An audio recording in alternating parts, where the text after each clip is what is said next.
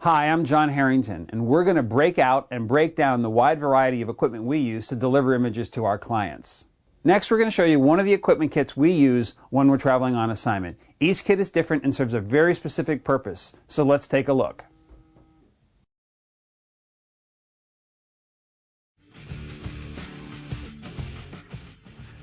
First things first, it's obvious every shoot requires a camera. Back in the day, we used to use Hasselblad for a lot of the assignments that we do, but with digital the way it is right now, we haven't shot a roll of film in over 3 years. This is our Canon kit. We'll take a look at the Canon kit first and the Nikon kit second. In the Canon kit, we definitely keep copies of our software in case we need to do a reinstall when we're on the road.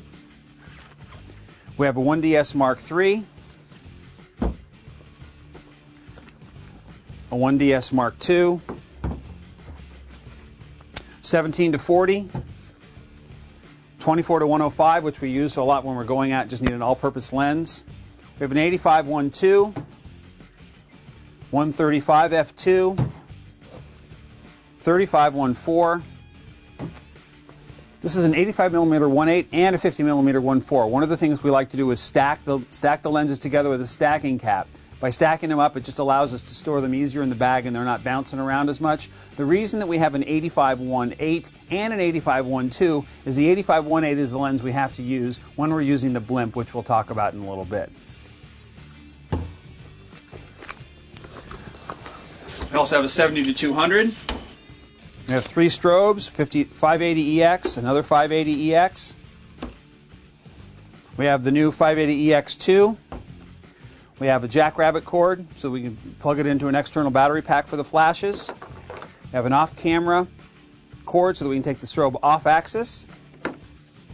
And we have a 24 to 70 2.8. We also obviously carry some business cards in here in case we need to. This is just an extra pouch that we need to put some extra accessories in. So that's the Canon kit.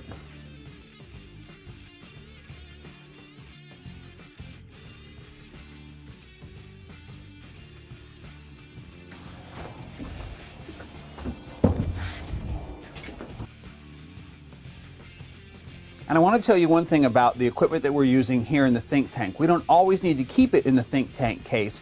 Instead, what we might do is transfer to some of these smaller Domkey bags that we have.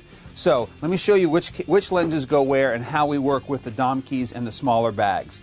All of our fast glass, that would be all of our prime lenses are going to go in one bag. The 135 f2, our 50 1.4, and our 85 1.8. And our 35 1.4 all go in the bag. We'll then take the camera and we may mount that camera with another fast glass like the 85 1.8. That's when we're working in a really low light situation.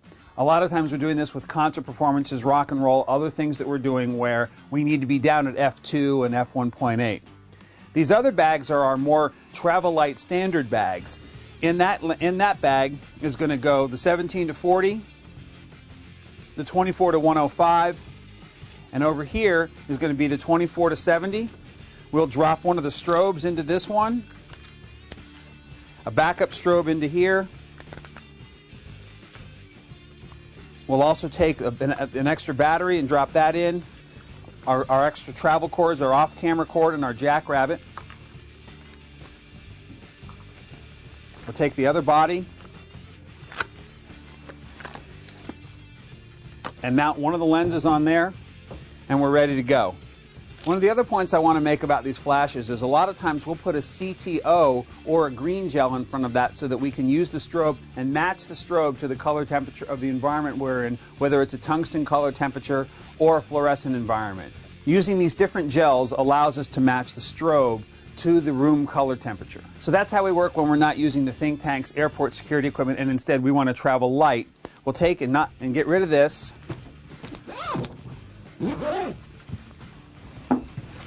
So this is how we travel light. This is actually how we shoulder the equipment. Our strobes and zooms and extra battery go on one shoulder. The other zooms, the other strobe closes up, goes on the other shoulder. We don't always take the fast glass with us. So now that we've got the bags on go the cameras, one on either side, and we're ready to go. This, believe it or not, is traveling light.